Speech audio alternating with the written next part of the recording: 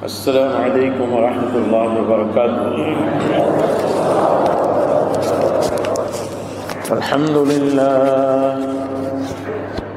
الحمد لله أستعينه وأستغفره ونعوذ بالله من شرور أنفسنا ومن سيئات أعمالنا.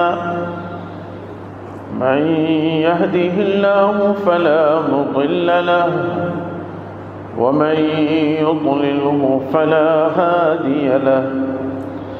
ونشهد أن لا إله إلا الله وحده لا شريك له.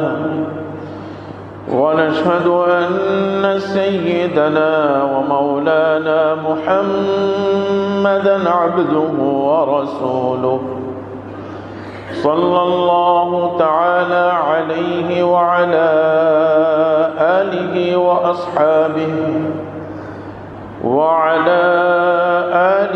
وأصحابه وبارك وسلم تسليما كثيرا.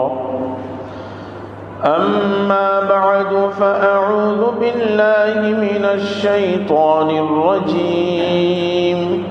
بسم الله الرحمن الرحيم. ذلك من أنباء الغيب نوحيه إليك وما كنت لديهم إذ أجمعوا أمرهم وهم يمكرون. وما أكثر الناس ولو حرصت بمؤمنين وما تسألهم من أجر إن هو إلا ذكر للعالمين.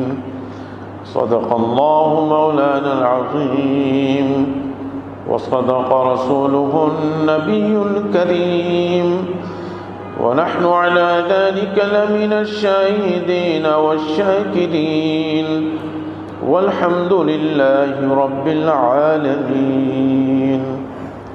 معاذ حاضرين, সূরা ইউসুফের অনেক গুরুত্বপূর্ণ হেদায়েতি আলোচনা আল্লাহ পাক পেশ করে হযরত ইউসুফ আলাইহিস সালাতু ওয়াস সালামের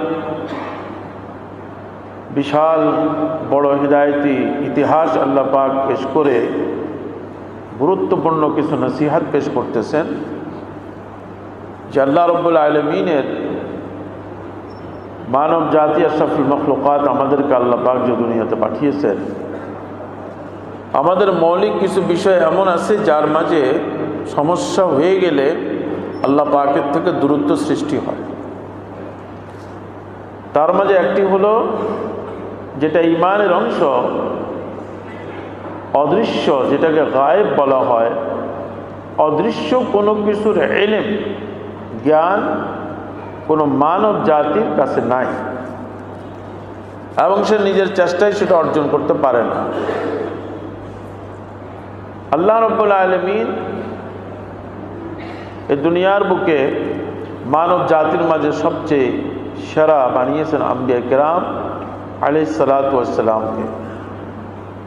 তাদের ব্যাপারে আল্লাহ পাক বলতেছেন যে আমি গায়েবের কিছু কথা, গায়েবের কিছু সংবাদ আমি ওয়াহির মারফতে তাদের নিকট পাঠিয়েছি।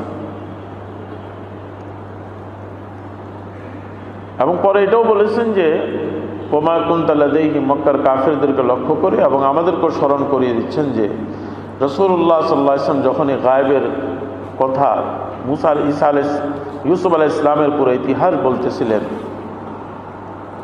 তো আল্লাহ পাক বলতেছেন যে আপনি তাদের কাছে ছিলেন না, ভাইরা যখন তার বিরুদ্ধে ষড়যন্ত্র করতেছিল আপনি ছিলেন না, তো না থেকে আপনি এই সকল কথা বলতেছেন, না থেকে আপনি এই সকল কথা বলতেছেন। তার মানে আল্লাহ পাক ওয়াহির মাধ্যমে আপনাকে জানিয়েছেন, আপনি নিজের থেকে কিছু বলতে পারেন না।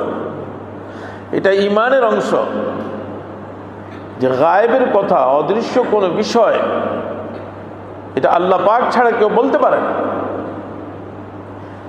অদৃশ্য কোনো বিষয়ের, গায়েবের কোনো বিষয় আমরা জানতে চাইলে আল্লাহ পাককে জিজ্ঞাসা করতে হবে। আল্লাহ পাক রব্বুল আলামিনকে জিজ্ঞাসা করার মাধ্যম ছিল আম্বিয়া কেরাম আলাইহিস সালাতু ওয়াস সালাম। রাসূলুল্লাহ সাল্লাল্লাহু আলাইহি ওয়াসাল্লাম খাতামুন নবী, সর্বশেষ নবী। ওনার ইন্তেকালের সাথে সাথে আল্লাহ রব্বুল আলামিন এই রাস্তা বন্ধ করে দিয়েছেন। এখন কিয়ামত পর্যন্ত আল্লাহ পাকের কাছে জিজ্ঞাসা করার কোনো মাধ্যম নাই। তবে আল্লাহ রব্বুল আলামিন এমন কিছু আমাদের প্রয়োজনীয়তা, ঈমান এবং দুনিয়ার জীবন আর আখিরাতের জীবনের বিষয় নাই যেটা আল্লাহ পাক রাসূলুল্লাহ সাল্লাল্লাহু আলাইহি ওয়াসাল্লামকে ইলমের মাধ্যমে জানান নাই, সব জানিয়ে দিয়েছেন। এখন আর নবী আসবে না, আমি সব জানিয়ে দিয়েছি। নবী আলাইহিস সালাতু ওয়াস সালাম এই দুনিয়ার বুকে সব বলে দিয়েছেন, কোনো কিছু গোপন রাখেন নাই। কি হয়েছে যেটুকু আল্লাহ জানিয়েছেন, কিয়ামত পর্যন্ত কি হবে, তুমি তোমাকে কিভাবে সংরক্ষণ করবা, তোমার পরিবারকে কিভাবে সংরক্ষণ করবা, তোমার সমাজকে তুমি কিভাবে সংরক্ষণ করবা এবং কিভাবে করলে তুমি সফলতা লাভ করবা, সব বলে দিয়েছে, কোনোটা গোপন রাখেন নাই হুজুর পাক সাল্লাল্লাহু আলাইহি ওয়াসাল্লাম। এখন আমাদের দায়িত্ব কি? দায়িত্ব হলো কোনো কিছু জানতে চাইলে কোরআনে কারীম এবং আহাদিসে মুবারাকা, সালফে সালিহিন সাহাবায়ে কেরাম রাদিয়াল্লাহু তাআলা আলাইহিম আজমাইনের তাফসীরের মাঝে কি কি পাওয়া যায় সেটা তালাশ করা। নিজের থেকে কিছু বলা যায় না। রাসূলুল্লাহ সাল্লাল্লাহু আলাইহি ওয়াসাল্লাম উম্মে আয়মান রাদিয়াল্লাহু তাআলা আনহার নাম আমরা শুনেছি। ছোটবেলায় হুজুরকে কোলে নিয়ে যিনি লালন পালন করেছেন, মায়ের মতো হুজুর সাল্লাল্লাহু আলাইহি ওয়াসাল্লাম ওনাকে শ্রদ্ধা করতেন। উম্মে আয়মান রাদিয়াল্লাহু তাআলা আনহা হুজুর সাল্লাল্লাহু আলাইহি ওয়াসাল্লামের ইন্তেকালের পরে আবু বকর সিদ্দিক রাদিয়াল্লাহু তাআলা বড় বড় সাহাবী, যেহেতু উম্মে আয়মান আল্লাহ নবী সাল্লাল্লাহু আলাইহি ওয়াসাল্লাম ওনার আম্মা জানের দাসী ছিলেন, আমেনা ওনার দাসী ছিলেন। তো ছোটবেলায় ওনাকে রাসূলুল্লাহ সাল্লাল্লাহু আলাইহি ওয়াসাল্লাম কোলে নিয়েছেন, লালন পালন করেছেন এবং এত খেয়াল রেখেছেন জনাব রাসূলুল্লাহ সাল্লাল্লাহু আলাইহি ওয়াসাল্লামের, সেটা তো আমরা বুঝতেই পারি। এই কারণে উম্মে আয়মান রাদিয়াল্লাহু তাআলা আনহা হুজুর সাল্লাল্লাহু আলাইহি ওয়াসাল্লামের সাথে ওনার অনেক মান অভিমানের ইতিহাস হাদিসে মুবারাকা পাওয়া যায়। রাসূলুল্লাহ সাল্লাল্লাহু আলাইহি ওয়াসাল্লাম ওনার সব মান অভিমানকে গ্রহণ করতেন এবং ওনাকে সন্তুষ্ট করার জন্য আপ্রাণ চেষ্টা করতেন। হুজুর পাক সাল্লাল্লাহু আলাইহি ওয়াসাল্লামের ইন্তেকালের পরে আবু বকর সিদ্দিক রাদিয়াল্লাহু তাআলা, ওমর ইবনে খাত্তাব রাদিয়াল্লাহু তাআলা, সাহাবায়ে কেরামরা উম্মে আয়মানের খোঁজ নিতে গেলেন, কি অবস্থায় আছে। উম্মে আয়মান কাঁদতেছে রাদিয়াল্লাহু তাআলা, কাঁদবে নাই তো, পুরা মদিনার মাঝে একটা কান্নার পরিবেশ। তো ওনারা সান্ত্বনা দিচ্ছেন। আবু বকর সিদ্দিক রাদিয়াল্লাহু তাআলা বলে, আমি আল্লাহ নবী সাল্লাল্লাহু আলাইহি ওয়াসাল্লাম ইন্তেকাল করেছেন এই জন্য কাঁদতেছি না, এটা তো হওয়ারই ছিল, হয়ে গেছে। আমি কাঁদতেছি এই জন্য যে কিয়ামত পর্যন্ত আসমানের থেকে কোনো ওহী আর জমিনে আসবে না, এটা শেষ। কিয়ামত পর্যন্ত আসমানের ওহী আর এই জমিনে আসবে না, আমি এই জন্য কাঁদতেছি।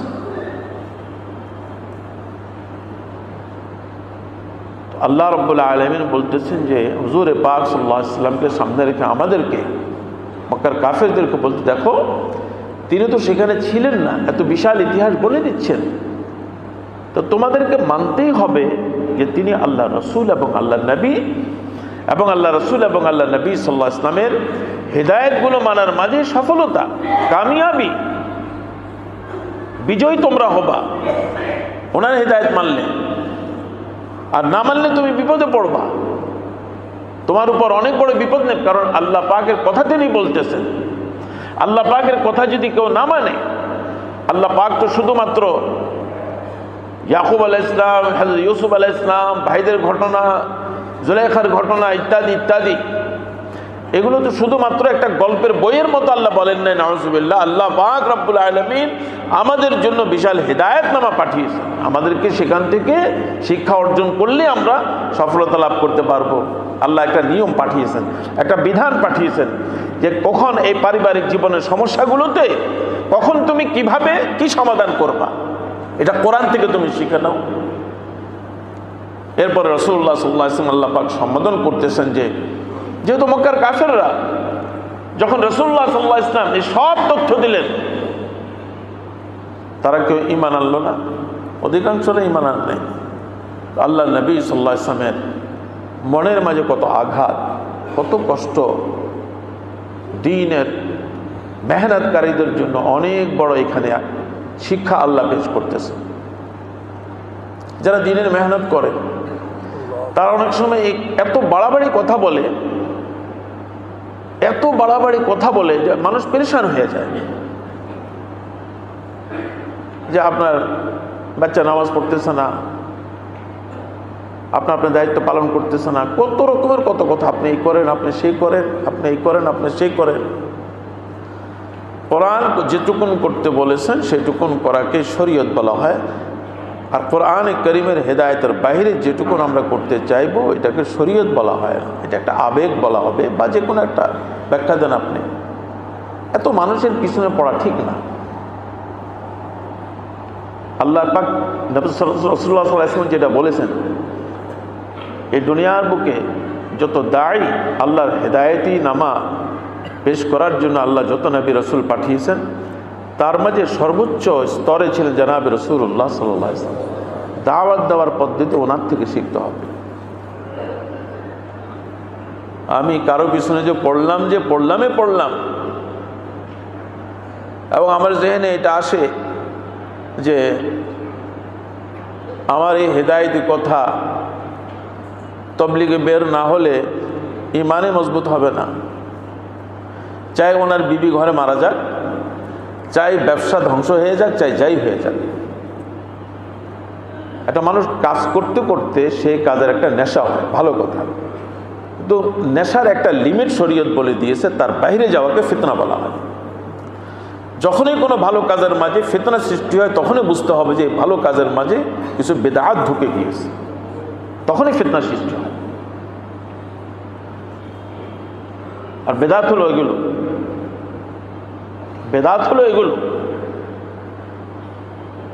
এখন তো তাও এই সকল কথা বলা যায়, 10 বছর আগে বলা যেত না। আমি গত সপ্তাহ বলেছিলাম যে কিছু দিনই কাজ করেওয়ালা এরাও লাফালাফি করে। আমি এটার ভুক্তভোগী। যারা একটু দিনের কাজ করলো মনে করে যে সেই নবী এবং রাসূলের মতো শরীয়তের ঠিকাদার হয়ে গেল। আর আল্লাহ নবী এবং রাসূলকেও দিনের ঠিকাদার বানান নাই। আমরা আর আপনারা কি? দিন কোরআন এবং হাদিস থেকে বুঝতে হবে। নিজের আবেগ এবং জজবাকে দিন বলা হয়, এই জন্যই ফিতনা হয়ে যায়। বাড়াবাড়ি হলেই সেখানে ফিতনা হয়, ছেলে বিগড়িয়ে যায়। যারা এগুলা করে আপনি বলতে পারবেন না তারা কোনো তাদের ছেলেকে মানুষ করতে পারছে। তালাশ করে দেখবেন, ইল্লা মাশাআল্লাহ, আপনি দেখবেন না তার ঘরের পরিবারের পরিবেশ ভালো হয়েছে। বাইরে আপনি খুব বয়ান করতেছে, খুব মেহনত করতেছে, ঘরের সন্তানরা বরবাদ হয়ে যাচ্ছে। শরীয়ত না মানার কারণে, বাড়াবাড়ির কারণে বরকত পাচ্ছে না। কাজ করলে হবে না, এই কাজ আল্লাহর বিধান অনুযায়ী করতে হবে, নবীদের তরিকা অনুযায়ী করতে হবে। একটা মাদ্রাসা করলে হবে না, একটা মসজিদ বানালে হবে না, সেই মসজিদ এবং মাদ্রাসাকে আল্লাহ পাকের বিধান অনুযায়ী করতে হবে। দিনই কাজ, দিনই যে কোনো কাজ আল্লাহ পাকের বিধান অনুযায়ী করলে সেখানে আল্লাহ পাক বরকত দিবেন, সেখানে আল্লাহ পাকের সাহায্য থাকবেন। রাসূলুল্লাহ সাল্লাল্লাহু আলাইহি ওয়াসাল্লামকে আল্লাহ পাক এত বড় শর্ত তারা রেখেছে যে এই ঘটনা আপনি বলতে পারবেন কিনা। ইউসুফ আলাইহিস সালাম ঘটনা বলছেন, বলার পরে তারা ঈমান আনে না, বলে যে এগুলো সব, আরে কেমন জাদুঘর দেখো, তার জাদুবিদ্যা দিয়ে এত লম্বা কথা বলে ফেললো, কেমন জাদুঘর। আমরা বলি না, আরে বাপরে বাপ, উনি তো সাংঘাতিক চিকিৎসক, হ্যাঁ না? ওই আমাদের মতো তাবিজালা একটা গ্রুপ আছে না, উনি তো সাংঘাতিক চিকিৎসক। আমি কাউকে হেও করি না, এই তাবিজালা গ্রুপের মধ্যে আমিও আছি, আমিও তাবিজ দিই। তারা এটা যেন না মনে করে আমি হেও করতেছি। তাবিজ দিয়ে কোরআন হাদিসের চিকিৎসা করতেছেন, ভালো কথা। আপনি গায়েবের কথা কোত্থেকে বলতেছেন? আপনার কাছে কেউ ওয়াহি আসতেছে?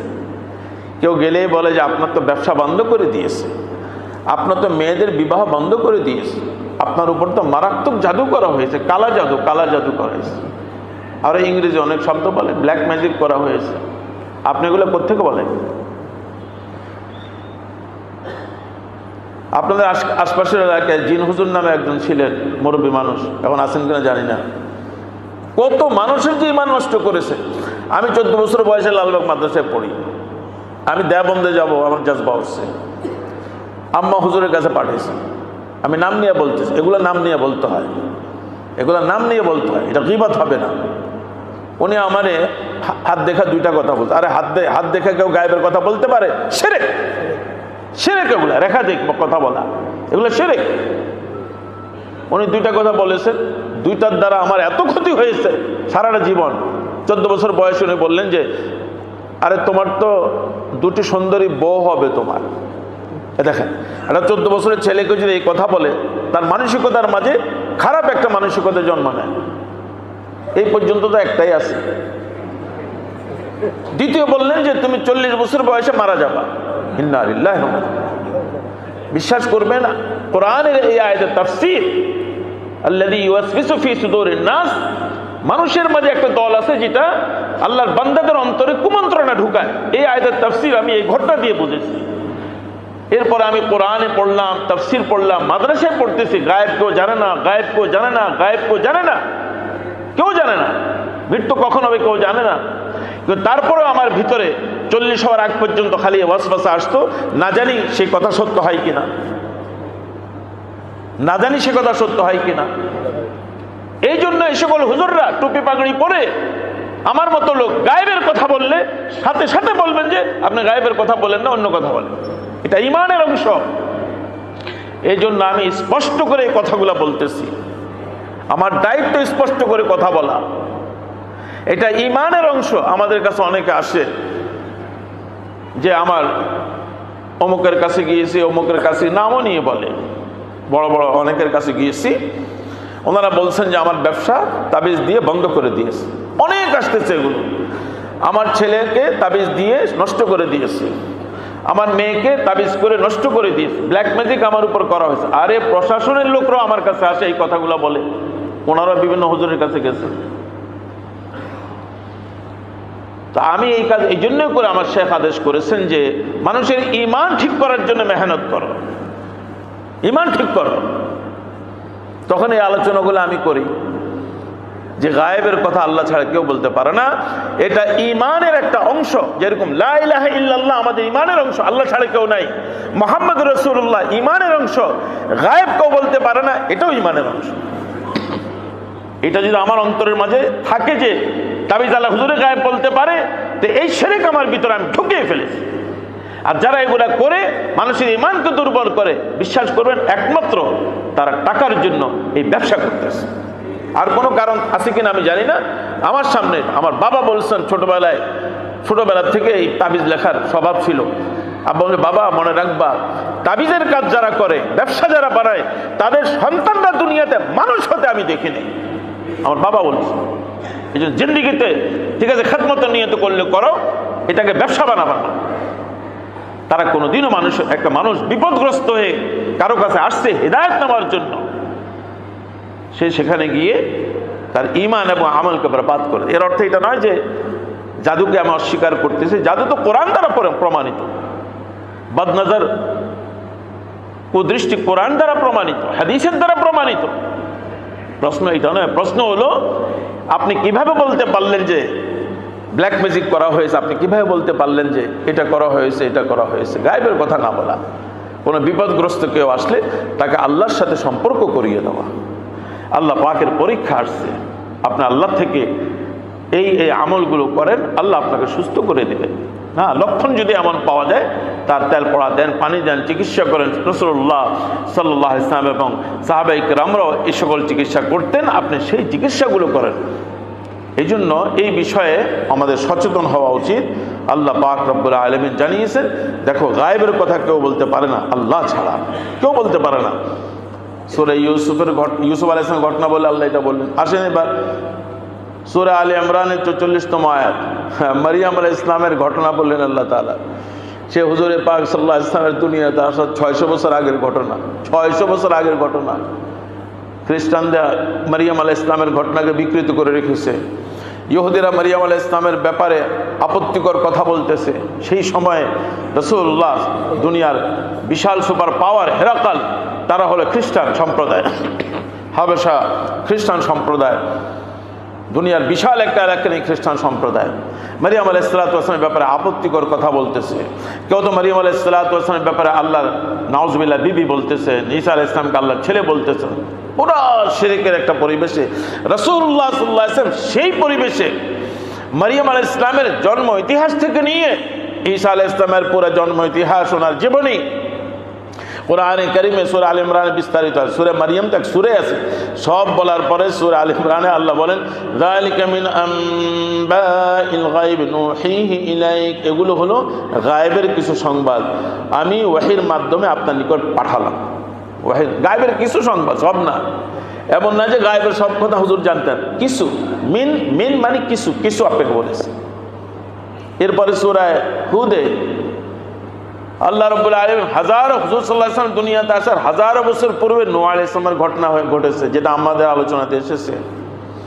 সব নূহ আলাইহিস সালামের ঘটনা বলার পরে সূরা হুদে 49তম আয়াত আল্লাহ বলেন তিলকা মিন আম্বাইল গায়ব নুহিহা ইলাইক, এগুলো হলো গায়েবের কিছু সংবাদ যেগুলো আমি ওহীর মাধ্যমে আপনার নিকট পাঠালাম। গায়েবের কিছু সংবাদ আমি পাঠিয়েছি ওহীর মাধ্যমে। নবী আলাইহিস সালাম জানতেন না, নবী আলাইহিস সালাম জানতেন, আল্লাহ জানিয়েছেন। দেখেন লক্ষাধিক নবী, কয়জন নবীর কথা হুজুর বলেছেন যেগুলো কোরআনে কারিমে আছে, এগুলোই। বাকি রাসূলুল্লাহ সাল্লাল্লাহু আলাইহি ওয়াসাল্লাম জানতেন না, কত না আল্লাহ জানান নাই, যেগুলো আল্লাহ পাক জানিয়েছেন সেগুলোই জানছেন। বাড়তি কোনো কথা হুজুর পাক সাল্লাল্লাহু আলাইহি ওয়াসাল্লাম বলতেন না, আল্লাহ পাক কোরআনের মাধ্যমে বলেছেন ওয়া মা ইয়ানতিকু আনিল হাওয়া, মনে যা চাইছে মনের কথা বলতে থাকা, হুজুর এগুলো বলতেন না। আল্লাহর নবীর প্রত্যেকটা কথা আল্লাহ পাকের ইশারা, কোরআন এবং হাদিস, প্রত্যেকটা কথা আল্লাহ সানাদ দিয়েছেন। অপ্রয়োজনীয় কথা বলতেন না, আল্লাহর পক্ষ থেকে হেদায়েতনামাগুলোই বলতেন রাসূলুল্লাহ সাল্লাল্লাহু আলাইহি ওয়াসাল্লাম। তো আল্লাহ রাব্বুল আলামিন গায়েবের অনেক খবর আম্বিয়া কিরামদেরকে আল্লাহ পাক দিতেন। আম্বিয়া কিরামের পর আর কেউ নাই দুনিয়াতে, আর কেউ নাই। রাসূলুল্লাহ সাল্লাল্লাহু আলাইহি ওয়াসাল্লামের উপর জাদু হয়েছে, ফালাক নাসের তাফসীর পড়েন আপনি, জাদু হয়েছে হুজুর সাল্লাল্লাহু আলাইহি ওয়াসাল্লামের উপরে। 6 মাস জাদুতে আক্রান্ত, হালকা কিছু প্রভাব পড়েছে। তো রাসূলুল্লাহ সাল্লাল্লাহু আলাইহি ওয়াসাল্লাম উনিও বলতে পারেননি আমার উপর কি হয়েছে, একটু কেমন জানি লাগতেছে, বাস এইটুক খালি, আমার উপর কি হয়েছে বলতে পারেন। অথচ আল্লাহ নবীর ঘরের থেকে ইহুদি গোলাম নখ নিয়েছে, চিরুনি নিয়েছে। জুরাইর পুত্র ইহুদিদের পাশে আছে লাবিদ ইবনে আসাম, সে তার মেয়েদেরকে নিয়ে জাদু করেছে, সব তাফসিরে আছে, কোরআনে আল্লাহ সেটা উল্লেখ করেছে। রাসূলুল্লাহ সাল্লাল্লাহু আলাইহি ওয়াসাল্লাম একটু পেরেশান হতেন, কষ্ট পেতেন যে এমন কেন লাগে আমার কাছে, উনি গায়েবের কথা তো বলতে পারেন না। অথচ দেখেন আল্লাহ রাব্বুল আলামিন হুজুর পাক সাল্লাল্লাহু আলাইহি ওয়াসাল্লামের হেফাজতের জন্য সূরা মাইদাতে আছে ফেরেশতার জামাত সবসময় হুজুরের চতুর্পাশে থাকতেন, আল্লাহু ইয়াসমুকা মিনান নাস। কারণ আল্লাহ নবীর বিরুদ্ধে তো অনেক দুশমন ছিল, আল্লাহ বলছেন আমি আপনাকে হেফাজত করব, কেউ কিছু করতে পারে না, ফেরেশতা থাকতেন। এখন আল্লাহ নবী সামনের থেকে চুল নিয়ে যাচ্ছে, নখ নিয়ে যাচ্ছে, ফেরেশতা বলতে পারেনি, ফেরেশতা বলতে পারেনি। আমার হুজুরে বলতে পারে, আমার তাবিজের হুজুর বলতে পারে, আর আমিও বিশ্বাস করি, আমি বিশ্বাস করি। এগুলা কিন্তু ইমানের কথা, এগুলা কিন্তু হালকা কথা না। ইমানকে ঠিক করতে হবে যে না আমার পিসাব অনেক কিছু জানে, নাউজুবিল্লাহ। এই আকীদা নিয়ে পিসাব, আপনার পিসাবের কাছে যাচ্ছেন, পিসাব অনেক কিছু জানে, কিচ্ছু জানে না, কিছুই জানে না। আল্লাহ রাব্বুল আলামিন রাসূলুল্লাহ সাল্লাল্লাহু আলাইহি ওয়াসাল্লামের চিকিৎসার জন্য 6 মাস পরে, তাফসীর পড়ে দেখেন আপনি, আল্লাহ তখন তথ্য পাঠালেন, হুজুর সাল্লাল্লাহু আলাইহি ওয়াসাল্লাম জানলেন, হুজুর জানলেন তখন। তো আল্লাহর নবী সাল্লাল্লাহু আলাইহি ওয়াসাল্লাম আলিমুল গায়ব একমাত্র আল্লাহ তাআলা। সূরাতুন নামলের 65তম আয়াত আল্লাহ বলতেছেন কুল লা ইয়ালামু মান ফিস সামাওয়াতি ওয়াল আরদিল গায়বা ইল্লাল্লাহ, আপনি বলে দেন আকাশমণ্ডলী এবং পৃথিবীতে আল্লাহ ছাড়া কেউ গায়েবের বিষয়ের কথা, অদৃশ্য বিষয়ের কথার কোনো জ্ঞান রাখে না, এর বলতেই পারবেন আল্লাহ ছাড়া, আল্লাহ ছাড়া বলতেই পারবেন। আপনি নিয়ে যান তাবিজ আল্লাহ হুজুর, আপনার ঘরের ভিতরে জায়গায় জায়গায় তাবিজ রাখা আছে, উনি কোত্থেকে বললেন এটা, কোত্থেকে বললেন এটা? সেই দিন আমার একজন বললেন যে ও ঘরের কোমর সমান মাটি ফেললে তো আপনার ঘরের থেকে রোগ বালাই যাবে, কোমর সমান মাটি ফেললে। এত তাবিজ, এত তাবিজ। আবার বাটি পড়া, তুলা রাশি, কত কিছু হচ্ছে আমাদের সমাজের মাঝে। এই প্রত্যেক কিছুর মাঝে কিন্তু শিরকি পদ্ধতি রয়ে গিয়েছে। বলে আমরা তো দেখতেছি অনেক কিছু, শয়তান তো অনেক কিছুই দেখায়, তাই বলে কি সেটা খোদাই শক্তি? শয়তান তো আমাদের ঈমানকে শেষ করে দিচ্ছে। আর অনেকে অবুঝ এবং না বুঝে এগুলা কাজ করতেছে। এই জন্য রাসূলুল্লাহ সাল্লাল্লাহু আলাইহি ওয়াসাল্লাম কে আলিমুল গায়ব বলা যাবে না। গায়বের ইলম একমাত্র আল্লাহ পাকের কাছে আছে, আর কারো কাছে নেই। আল্লাহ জানিয়েছেন লা ইয়ালামু কুল্লা, সূরা নামলে আপনি বলে দেন, আপনি বলে দেন, আপনি বলে দেন। আল্লাহ নবীকে বিভিন্ন কথা জিজ্ঞাসা করতেন, বলে আমি তো গায়ব জানি না। আল্লাহ খবর পাঠালে বলতে পারবো, নাহলে বলতে পারবো না। আল্লাহ বললেন আপনি বলে দেন, আকাশ এবং পৃথিবীতে, আকাশমণ্ডলীতে এবং পৃথিবীতে অদৃশ্য যা আছে আমি তার জ্ঞান ইলম রাখি না, আল্লাহ রাখি না। আল্লাহ কেমন রাখেন? আয়াত আল্লাহ বলেছেন, হ্যাঁ আল্লাহ পাক আমাকে বললে আমি বলতে পারি, এছাড়া আমি নিজের থেকে বলতে পারি না। আলিমুল গায়ব একমাত্র আল্লাহ তাআলা, আলিমুল গায়ব একমাত্র আল্লাহ তাআলা। কেউ যে তাবিজ করে না এমন না, মাটির নিচে তাবিজ নাই এমন না, থাকতে পারে, থাকতে পারে। কত তাবিজ মাটির নিচে আছে, তাই বলে কি মাটির নিচে তাবিজ পোতালে কাজ হয়ে যাবে, রাখলে কাজ হয়ে যাবে? হবে সব কিছু আল্লাহ পাকের হুকুমে। আল্লাহ বলছে আমার আদেশ ছাড়া কিছুই হবে না, কিছুই হবে না। সূরা আনআমে আল্লাহ পাক বলতেছেন যে গায়বের যত বিষয় আছে, অদৃশ্য যত বিষয় আছে, মাটির নিচে আর আসমানের উপরে, জমিনের উপর আর জমিনের নিচে, একটা ব্যক্তির মাঝে অদৃশ্য যত বিষয় আছে, প্রত্যেকের মাঝে অদৃশ্য অনেক কিছু আছে। আমি নিজে আমার ভিতরের কত কিছু জানি না। আমার চোখের ভিতরে কি আছে আমি জানি, আমার পেটের ভিতরে কি আছে আমি জানি, কিচ্ছু জানি না আমি। অদৃশ্য কত কিছু আছে আল্লাহ ছাড়া কেউ জানে না। গায়েব এবং অদৃশ্যের যে চাবিকাঠি আল্লাহ বলছেন এটা আমার হাতে, আমার হাতে। এমন না যে তুমি কোনো মন্ত্র পড়লে গায়েব জেনে যাবা, এমন না যে তুমি কোনো জিকির করলে গায়েব জেনে যাবা, না। এমন না যে নবী চোখ বন্ধ করলে গায়েব জেনে যাবে, না। নবীকে আমি পাঠাই খবর, আমি যেটুক পাঠাবো মিন আম্বাইল গায়েব সেটুক বলতে পারবেন আম্বিয়া কেরাম আলাইহিস সালাতু ওয়াস সালাম, নিজের থেকে কিছুই বলতে পারবেন না। আল্লাহ বলতেছেন সূরা আনআমের 59তম আয়াত, ওয়া ইনদাহু মাফাতিহুল গায়ব লা ইয়ালামুহা ইল্লা হু, তারই নিকট রয়েছে গায়েবের অর্থাৎ অদৃশ্য বিষয়াদির চাবিসমূহ। মাফাতি বলে চাবি, চাবিসমূহ। লা ইয়ালামুহা ইল্লাল্লাহ, আল্লাহ ছাড়া অন্য কেউ জানে না, অন্য কেউ জানে না, আল্লাহ ছাড়া কেউ জানে না। আপনি দেখবেন যে অনেকের ঘরে গেলে পুরা দেওয়ালের মাঝে খালি তাবিজ আর তাবিজ, এই ওজিফা সেই ওজিফা। ভালো কথা, আপনি বরকতের জন্য লাগান, কোরআন হাদিস আয়াত নিষেধ নেই, লাগান বরকতের জন্য। কিন্তু যিনি দিয়েছেন তিনি তো এই বলে দিয়েছেন যে এখানে এটা আছে, এখানে এটা আছে, এখানে এটা আছে, এই দেওয়ালের ভিতরে অনেক কিছু আছে, নির্মাণের সময় অনেক কিছু করে দিয়েছে। আরে নির্মাণের সময় কি আসছে? এখানে একটা ওয়াসওয়াসা ঢুকিয়ে দেয়। এই ওয়াসওয়াসার কারণে এটা অনেক মারাত্মক রোগ, কিন্তু মানুষের জীবন অতিষ্ঠ হয়ে যায়। আল্লাহ পাক বলতেছেন আরে গায়েবের চাবিসমূহ, অদৃশ্য সব কিছুর চাবিসমূহ আমার কাছে আছে, আমার কাছে, আল্লাহ ছাড়ার কারো কাছে নাই। তো তাবিজ আল্লাহর কাছে কোত্থেকে আসবে? আরে আল্লাহ নবীর, আল্লাহ নবীর কাছেও না, আল্লাহ বলে দিয়েছেন যেটুকু আল্লাহ বলছেন ওয়াহির মাধ্যমে আল্লাহ নবীর কাছে এটুকু নাস, আর কারো কাছে নাই, কারো কাছে নাই। গণকের কাছে যায়, গণকের কাছে যায়, অনেকের কাছে যায়, হুজুর বলেন না এবার ইলেকশনে কি আমি সিট পাবো কি না? হ্যাঁ, আমাদের কাছেও আসে। আরে ভাই আমরা কিভাবে বলবো আপনি পাবেন না, না পাবেন? আমরা কিভাবে বলবো কি পরিস্থিতি হবে? আরে আমরা কিভাবে বলবো? হ্যাঁ, পরিস্থিতি কি হবে কোরআন এবং হাদিসের আলোকে আবওয়াবুল ফিতান পড়া গেলে বোঝা যায়, যখন মানুষ তার একতাকে ধ্বংস করে দেয়, যখন মানুষ অন্যায় কাজে লিপ্ত হয়ে যায়, যখন মানুষ দুনিয়ার স্বার্থে তারা দায়িত্ব নিতে এগিয়ে আসবে, তাদের দ্বারা কোনো কাজে হবে না। আল্লাহ এবং আল্লাহ রাসূল তাই বলে দিয়েছে, কোনো কাজ হবে না, তারা নিজের স্বার্থে আসবে। আর আল্লাহ পাকের নবী সাল্লাল্লাহু আলাইহি ওয়াসাল্লাম বলে দিয়েছেন যে তুমি যেমনটি করবা, তুমি তোমার ঘরের পরিবেশ যেমনটি রাখবা, তুমি তোমার ব্যক্তি পরিবেশ যেমনটি রাখবা, তুমি তোমার বাহিরের পরিবেশ যেমনটি রাখবা, তোমার ঘাড়ের মাঝে আমি তেমনটি তোমার রাষ্ট্র পরিচালক বানিয়ে দেব। আমি ঘরের মাঝে সারাদিন শুধু নাচ গান আর নাটক নভেল নিয়ে পড়ে থাকি, তো ওই নাটক আর নভেল আলাদাই কিন্তু রাষ্ট্র পরিচালক হয়ে যায়। হ্যাঁ, কারণ এগুলো হাদিসে মুবারাকা থেকে বের করতে হবে। আপনি হাদিস পড়লে বের করবেন যে হ্যাঁ আমার সমাজের এখন কি অবস্থা, ফিতনার হাদিসগুলো পড়ো, সমাজে কি কি আছে, এটা আছে, এই গুনাহ আছে, এরাই আসবে। কেন আসবে? শাস্তি স্বরূপ। কারণ চোখের পানি ফেলার মতো লোক নাই, কান্নাকাটি করার মতো লোক নাই, সমাজের দরদ দিয়ে আল্লাহর কাছে ফরিয়াদ করার মতো লোক নাই। এমনি ভালো আশা করলেই কি হবে নাকি? ভালো তো হতে হবে। তারপরেও তো পচা মাছ নিয়ে আসছেন ঘরে, তো দুর্গন্ধ ছড়াবে। আপনি ভালো মাছ কিনে আনেন, দুর্গন্ধ ছড়াবে না? মাছ তো আপনার চিনতে হবে, সবাই মাছ কিনতে পারে না, মাছ তো আপনার চিনতে হবে। আল্লাহ পাক জানিয়েছেন লা ইয়ালামুহা ইল্লাহু ওয়া ইয়ালামু মা ফিল বাররি ওয়াল বাহর, তিনি জানেন যা কিছু রয়েছে স্থলে এবং জলে।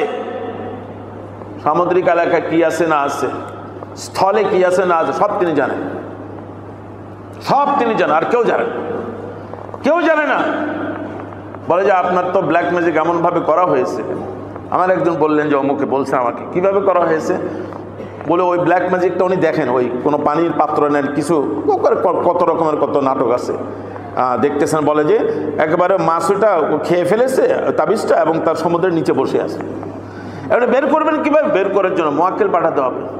তো মোয়াক্কেল পাঠালে মোয়াক্কেলের খানা আছে, মোয়াক্কেলের এইটা আছে, সেটা আছে, কত কিছু আছে, সব ধান্দাবাজি। গায়েবের কিভাবে কথা বললো? মাছের পেটে। আল্লাহ বলে যে আরে সমুদ্রে কি আছে আমি জানি, কেউ জানে না। স্থলে কি আছে আমি জানি, কেউ জানে না, কেউ জানে না। অনেকে বলে যে হুজুর মেহরাবে বসে বায়ান করতে পারে না, সমস্যা হয়।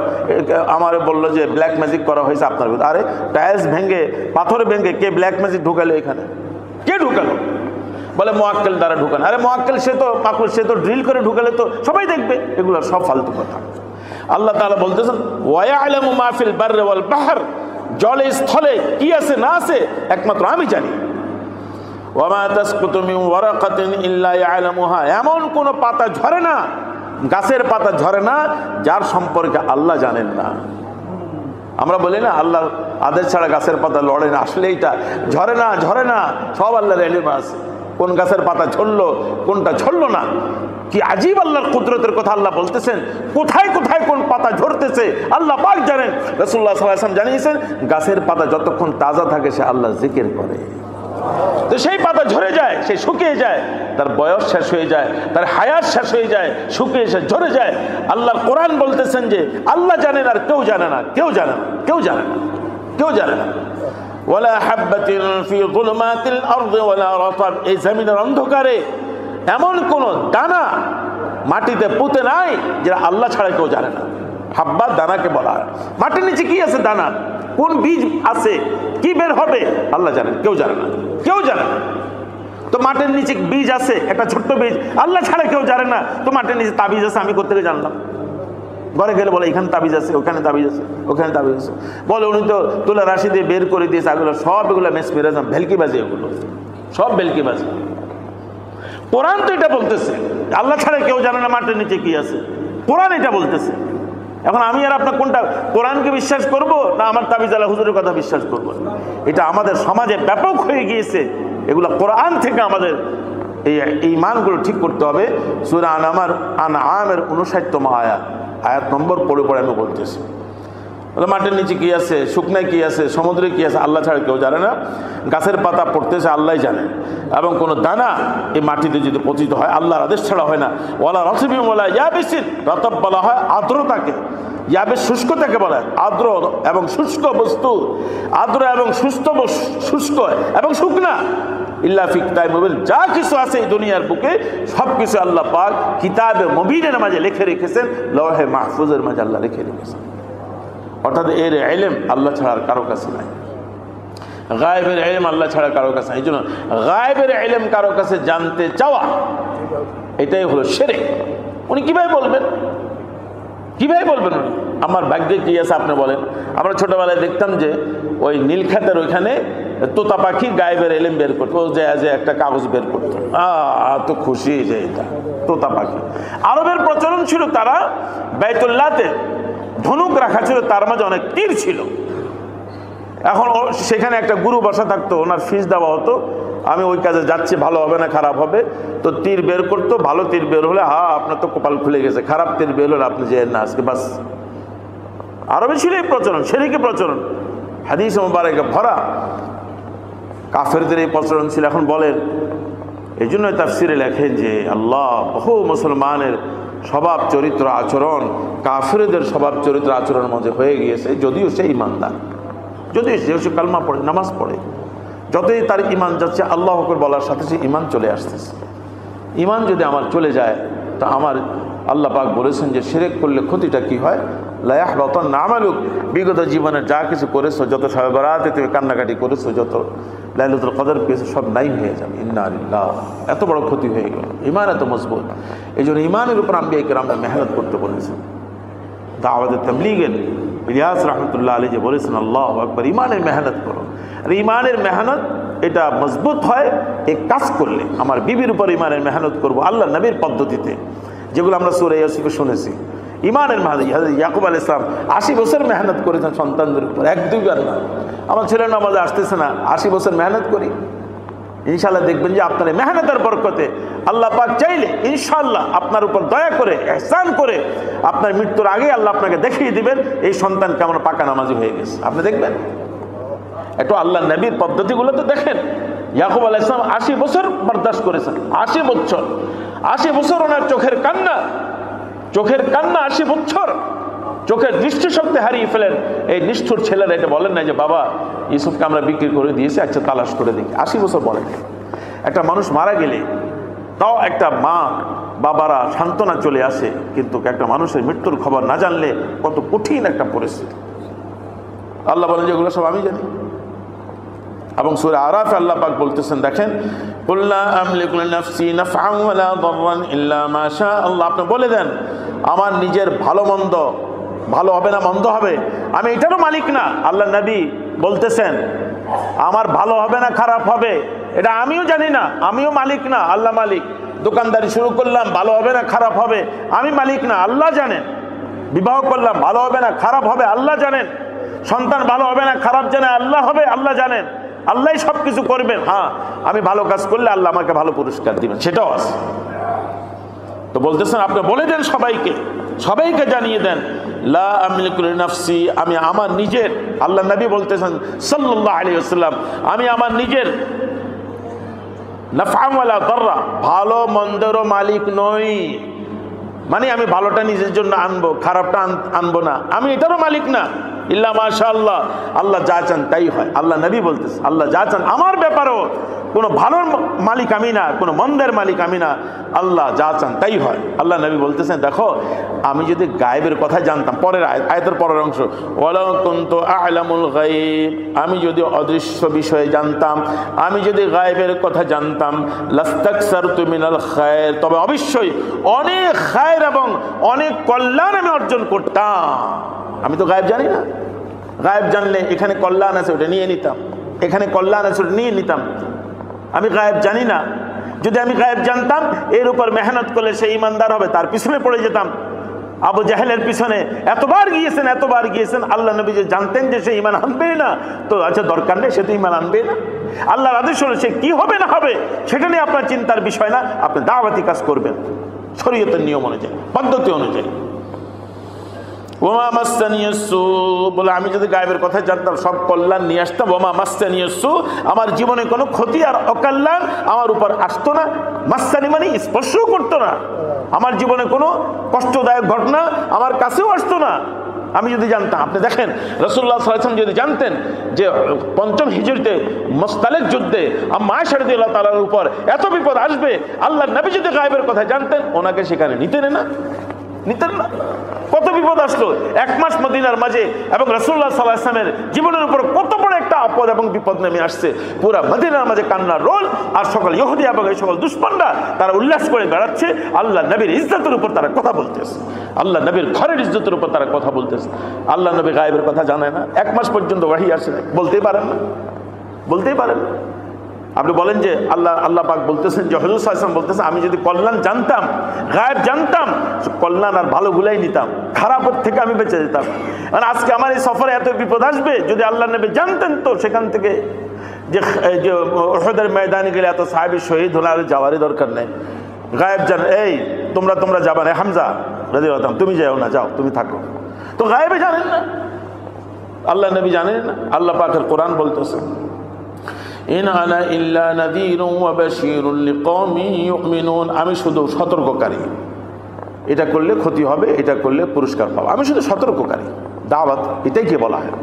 সতর্ক করা, সতর্ক করা, সুসংবাদ দেওয়া, সতর্ক করা, সুসংবাদ দেওয়া, আল্লাহর আযাবের সতর্ক করা এবং আল্লাহর পুরস্কারের সুসংবাদ দেওয়া। আমি শুধু এই কাজ করি লিকওমিন ইউমিনুন, যারা ঈমানদার তাদের জন্য, যারা ঈমানদার তাদের জন্য। বুখারী শরীফের 4855তম রেওয়ায়াত, আরও বুখারীতে আরও কয়েক জায়গা আছে এই রেওয়ায়াত, অনেক লম্বা হাদিস।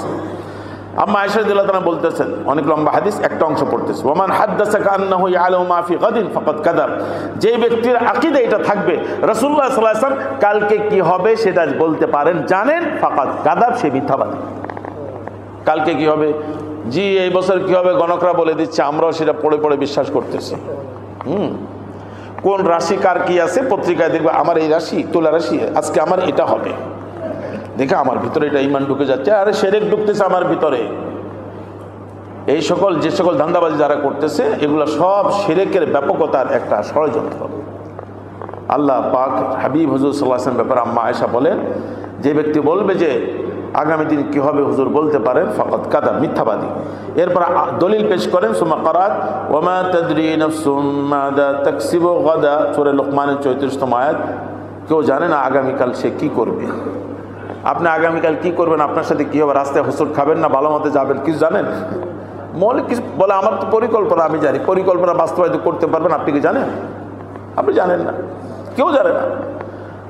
এবং বলে ওমান হাদ্দাসাকা আন্নাহু কাতামা ফাকাদ কাযাব, কেউ যদি এটা বলে আল্লাহর নবী কোন ইলমকে গোপন করেছে সেও মিথ্যাবাদী। অনেকে বলে যে অনেক ইলম গোপন করা হয়েছে, এগুলো মিথ্যাবাদী। আল্লাহর নবী আল্লাহ যা পাঠিয়েছেন সব বলেছেন, এবং আয়াত পড়েন সূরা মায়েদার আয়াত ৬৭তম আয়াত, ইয়া আইয়ুহার রাসূল বাল্লিগ মা উনজিলা ইলাইকা মির রাব্বিক, আল্লাহ যা পাঠিয়েছেন তার দাওয়াত দেন। আপনি একটা সামান্য পরিমাণ যদি আপনি গোপন করেন তো আপনার দাওয়াতের দায়িত্ব পালন করেন নাই। ফামা বাল্লাগতা রিসালাতাক, আমি যা পাঠিয়েছি আপনি পরিস্থিতির শিকার হয়ে যে বললে তো সমস্যা হবে, বলার দরকার নেই। বলে না, দাওয়াত হবে সকল পরিস্থিতিতে সকল কথা বলা, সেটাকে দাওয়াত বলে। তবে বলার পদ্ধতি যেন এমন না হয় যার দ্বারা ফিতনা হয়। আমাদের বলার পদ্ধতির ভুলের কারণে ফিতনা হয়। বলার পদ্ধতি হবে সুন্দরভাবে, তো কোনো ফিতনা হবে না। ইমানদাররা ফিতনা করে না, ফিতনা ওই বলার পদ্ধতির কারণে শয়তান করায়। বলাটা সুন্দর হতে হবে, দাওয়াতের কাজটা সুন্দর হতে হবে। তো এটা বুখারী রিওয়ায়াত, সূরা লুকমানে আল্লাহ পাক 34তম আয়াতে ইরশাদ ফরমান, ইন্নাল্লাহ ইনদাহু ইলমুস সাআত, কাফেররা জিজ্ঞাসা করতো কিয়ামত কখন হবে বলেন, হুজুর বলেন সে আল্লাহ পাক জানেন। এবং ওয়ায়ুনাজ্জিলুল গায়স, বৃষ্টি বর্ষণ আল্লাহ পাক করেন, কখন হবে না হবে, হ্যাঁ লক্ষণ থেকে বলে মেঘ আসছে বর্ষণ হবে, বলা যাবে না, হতে পারে বলতে পারবে। আমাদের দেশেও বলা হয় হতে পারে, আল্লাহ পাক জানেন। এই বৃষ্টির মাঝে সব কল্যাণ রেখেছেন, কি কি রেখেছেন সেটা আল্লাহ পাক জানেন। সে আল্লাহ পাক জানেন কোথায় ভালো হবে কোথায় খারাপ হবে, এই পানির মাঝে জীবন কোথায় আসবে কোথায় মৃত্যু হবে, সব আল্লাহ পাক জানেন। ইয়ালামু মা ফিল আরহাম, মায়ের গর্ভে কি আছে সেটা আল্লাহ পাক জানেন। ছেলে আছে না মেয়ে আছে না অ্যাবনর্মাল আছে, ইমানদার আছে না কাফের আছে। মানুষ কিছু আবিষ্কার করেছে বলে আমরা তো ছেলে না মেয়ে বলতে, আরে ওইটা তো তার একটা অঙ্গ দেখে আপনি আন্দাজ বলে দিলেন, ভালো কথা। আল্লাহ তো বলতেছেন যে একটা মানুষের পুরো জীবন নেই, আপনি ছেলে বললেন ভালো কথা, কিন্তু সে দুনিয়া দেশা ছেলেও না মেয়েও না, সে খোনসা বলে যে ওইটা হয়ে গেল। খালি একটা অঙ্গ থাকলে না থাকলে হয় নাকি? এবং সে নেককার হবে না বদকার হবে, কিছুই তো আপনি বলতে পারেন। মেশিনে এগুলো কিছুই বলা যায় না, কিছু আপনি লক্ষণ দেখে বললেন যে বৃষ্টি আসতেছে, এরকমের মেশিন দিয়ে দেখতেছেন, হ্যাঁ এটা ছেলে, এটা তো দেখে দেখে বলতেছেন এটা ছেলে। কেউ বলে যে আরে কোরআনের আয়াত এটা বলতেছে, আরে কোরআনের আয়াতে তাফসির কি লেখছে এটা তো বুঝতে হবে, তাফসির এগুলো আছে। সে নেককার হবে না বদকার হবে, সে কেমনটি হবে, অসুস্থ থাকবে না সুস্থ থাকবে, কি কি রোগ আছে তার, এগুলোকে মেশিনে ধরা পড়ে? মায়ের গর্ভে কিছুই ধরা পড়ে না। ওমা তাদরি নাফসুম মাযা তাকসিবু গাদা, কেউ বলতে পারবে না আগামীকাল সে কি করবে, কি করতে পারবে, মরবে না বাঁচবে না কি করবে, কেউ বলতে পারবে না। ওমা তাদরি নাফসুম বিআইয়ি আরদিন তামুত, কেউ বলতে পারবে না কোন জায়গায় তার মৃত্যু আসবে। বলতে পারলে আর বাচ্চারা স্কুলে যেত না। এই মর্মান্তিক ঘটনা আল্লাহ পাক বলেছেন যে তোমরা কি এখনো শিক্ষা অর্জন করতেছো না? এত মর্মান্তিক ঘটনা। একটা মানুষ যতই কান্না করবে তার চোখের পানি শুকিয়ে যাবে, তার কলিজাতে রক্ত ঝরবে, তারপর তার সান্ত্বনা হবে না। এতগুলো মাসুম বাচ্চার উপর এত বড় বিপদ নেমে আসছে। তারা কি জানতো যে পাইলট সে প্লেন উড়াচ্ছে সে কি জানতো যে আজ তার মৃত্যু? সেও তো জানতো না। মা বাবারা নিজের হাতে করে বাচ্চাকে মৃত্যুর জায়গায় পৌঁছিয়ে দিলেন। কোনো মা বাবা কেমন আছে যে বাবারা নিজের চোখের সামনে দেখেছে? আমি তো এই দৃশ্যগুলো দেখতে পারি না, দেখিও না, বরদাস্ত করা যায় না। কিন্তু এখান থেকে আমার শিক্ষা অর্জন করা দরকার। আমি চিন্তা করলাম আমাদেরকে নাড়িয়ে দিয়েছে, পুরো দেশকে নাড়ার মতোই ঘটনা, পুরা কান্নার রোল ভেঙে পড়েছে, এরকমের ঘটনা। এর চেয়ে বেশি কান্না করা উচিত, এর চেয়ে বেশি কান্না করা উচিত। আমি পরের দিন গিয়ে এই যে ঢাকা মেডিকেল যে এই ডিপার্টমেন্ট পাশ দিয়ে গিয়েছি, বরদাস্ত করতে পারি নাই যে অনেক রাস্তায় যে অভিভাবকরা বসে আছে। ভাবতাম যে আল্লাহ তার সন্তানকে সে দেখবে কিভাবে, আর দেখার পরে সে বরদাস্ত করতেছে কিভাবে। সে মায়ের কলিজাকে জিজ্ঞাসা করেন যে মায়ের চোখের সামনে তার সন্তানের অবস্থা হয়েছে, নিজের সন্তানের কথা ভাবে। এবং রাসূলুল্লাহ সাল্লাল্লাহু আলাইহি ওয়াসাল্লাম বলেছেন যে দুনিয়ার সকল সন্তান তোমার সন্তান, ভাবো। তারপর গাজার ফিলিস্তিনের সন্তানদের উপর প্রতিদিন তাই হচ্ছে। আমরা কি ভাবতেছি এই ঘটনা আল্লাহ ঘটিয়েছেন কেন? আমরা তো চিন্তা করতে হবে। গাজার জন্য কি আমরা ভাবতেছি? আমরা কি চিন্তা করতেছি? সেখানে তো প্রতিদিন এই ঘটনা ঘটতেছে, তাদের জন্য কি আমাদের চোখের পানি আসতেছে? আল্লাহ পাক অনেক সময় অনেক কিছু ঘটান যে তোমরা দেখো, সতর্ক হয়ে যাও, এত আয়েশুল্লাহদের তোমরা পড়ে থেকো না। আমার নবীর উম্মতি মাসুম বাচ্চারা ক্ষুধার্ত অবস্থায় এক লোকমা খাবার জন্য তারা যাচ্ছে, তাদেরকে আগুনে জ্বালিয়ে ছাই করে দেওয়া হচ্ছে, রক্তাক্ত করে তাদেরকে শেষ করে দেওয়া হচ্ছে। প্রতিদিনের ঘটনা। দুনিয়ার কোন মুসলিম রাষ্ট্র পরিচালকের মাঝে সামান্য অনুভূতি নাই, সামান্য অনুভূতি নাই। আর দুনিয়ার সকল মুসলিম রাষ্ট্র এক হয়ে গেলে, এক হওয়ার চেষ্টা করলে ওই আল্লাহর গজব প্রাপ্তদের সাহস নাই যে কোনো মুসলমান বাচ্চা আর মাসুম বাচ্চার উপর এইভাবে আগুন বর্ষণ করা। আল্লাহ রাব্বুল আলামিন এই মাসুম বাচ্চাদের আগুনে পুড়ে যাওয়া আমাদের কলিজাকে জ্বালিয়ে দিয়েছে। আল্লাহ আপনি সাহায্য করেন সেই ফিলিস্তিন আর গাজার মুসলমানদের। রাসূলুল্লাহ সাল্লাল্লাহু আলাইহি ওয়াসাল্লামকে আমরা কি করি? খালি বিশাল মিটিং, সরকার এই করছে, আরে সরকার কি ওগুলো করছে নাকি? আপনি বলেন পাইলট কি ওগুলো করছে নাকি? আমরা অযাচিত কাজ করি যেগুলোর কোনো যুক্তি নাই, তর্ক নাই, কিচ্ছু নাই। এত বড় বিপদ আমরা এখন এক হতে পারি না, এত বড় বিপদ এখন এক হতে পারে না। যে দেশের হাজার হাজার লক্ষ লক্ষ কোটি টাকা লুট হয়ে চলে যায়, সেই দেশে এইসবের পুরান প্লেনের নতুন কোনো প্লেনকে কিনা যায় না? আমরা কি এত অসহায়? আমাদের প্লেনে বসে বিশ্বাস করে আমার ভয় লাগে। বাংলাদেশে যত প্লেন অন্য অন্য এয়ারলাইন্সরা দেয় সব পুরানগুলা দেয়, পুরানগুলা দেয়। আমাদের কপালটাই এমন। আল্লাহ পাক সব ঘটনা বলে আল্লাহ পাক বলতেছেন রাসূলুল্লাহ সাল্লাল্লাহু আলাইহি ওয়াসাল্লামকে, ওয়ামা আকসারুন নাস ওয়ালাউ হারাসতা বিমুমিনিন। আয় মুহাম্মদ শুনে রাখেন, আপনি সব কিছু বললেন, সব আদর্শ পেশ করলেন, কিন্তু অধিকাংশরা ঈমান আনার নয়। আপনি যদি মনে চান ঈমান আনবে, ঈমান আনার নয়। আপনার দায়িত্ব হলো শুধু দাওয়াতি কাজ করার। ঈমান কি আনবে না আনবে সেটা আল্লাহ পাক জানে। কারো পিছনে পড়তে নিষেধ করেছেন জনাব রাসূলুল্লাহ সাল্লাল্লাহু আলাইহি ওয়াসাল্লাম। আল্লাহ নবীকে আল্লাহ সান্ত্বনা দিচ্ছেন, ওমা তাসআলুহুম মিন আজর। আপনি তাদের কাছে কি কোনো বিনিময় চাচ্ছেন? এই দ্বীনের কথা বলে যে আপনি বিনিময় চাইতেছেন। এখন ঈমান না আনলে তো আমার হাদিয়া তোফা কমে যাবে, মুরিদ না হলে তো হাদিয়া কমে যাবে, দল না বাড়লে তো হাদিয়া কমে যাবে। এটা তো আপনার উদ্দেশ্যই না। আপনি তো কোনো বিনিময় নেন না, এই কোরআনের খেদমতের বিনিময় আপনি নেন না। ইন হুয়া ইল্লা যিকরুল লিল আলামিন। এই কোরআন সমগ্র জগৎবাসীর জন্য উপদেশ। আল্লাহ সতর্ক করতেছেন, কোরআন সমগ্র জগৎবাসীর জন্য উপদেশ। যে কোরআন পড়ার আমাদের সময় নাই। আল্লাহ তোমার জন্য উপদেশ বাণী আমি পাঠিয়েছি, তোমার জন্য আমার বাণী আমি পাঠিয়েছি, তোমার সকল সমস্যার সমাধান এই বাণীর মাঝে রয়েছে। তুমি ওইভাবে চললে তোমার দেশের প্রত্যেকটা জিনিস সংরক্ষণ আমি করব। এই মাসুম বাচ্চার আগুনে পড়বে না, এই মাসুম বাচ্চার আগুনে পড়বে না, এলাকায় এলাকায় সন্ত্রাসী হবে না, এলাকায় এলাকায় বিদ্রোহ হবে না। তুমি আল্লাহর বিধান মেনে চলো, তুমি আল্লাহর বিধান মেনে চলো। তুমি তোমার দেশের মাঝে নারীদেরকে মেয়েদেরকে তোমরা তার ইজ্জত সংরক্ষণ করার উপর তোমরা কোনো কল্যাণকর কাজ করো। আর যারা ইজ্জত বিক্রি করে তোমরা তাদেরকে উৎসাহিত করে তাদেরকে তোমরা অনুদান দিয়ে বেড়াচ্ছ। এই হলো নোংরামির কালচার। তবে এটা মনে রাখতে হবে, বাংলার জমিনকে আল্লাহ পাক কোরআনের জমিন বানিয়েছেন। আনাসে কানাসে কোরআন তেলাওয়াত হচ্ছে মাসুম বাচ্চারা। এই জমিনের বুকে পূর্ব অনেক দুশ্মনরা চেষ্টা করেছে, বাংলার জমিনের রন্ধ্রে রন্ধ্রে তারা কবজা করে রেখেছিল। আল্লাহ পাক তাদেরকে এক রাতে লাথি মেরে বের করে দিয়েছে। তোমরা যারাই আসবে না কেন, তোমাদের নসিব লাথি আর এই সকল অপমান ছাড়া আর কিছুই নয়। এই জমিন আল্লাহ পাক হেফাজত করবে। এই জন্য কোরআনের সাথে সম্পৃক্ত থাকা এবং ঝগড়াঝাটি বন্ধ করে দিয়ে একতা, এটাই হলো সবচেয়ে বড় শক্তি। আল্লাহ আমাদের সবাইকে দ্বীনের উপর চলার তৌফিক নসিব ফরমান।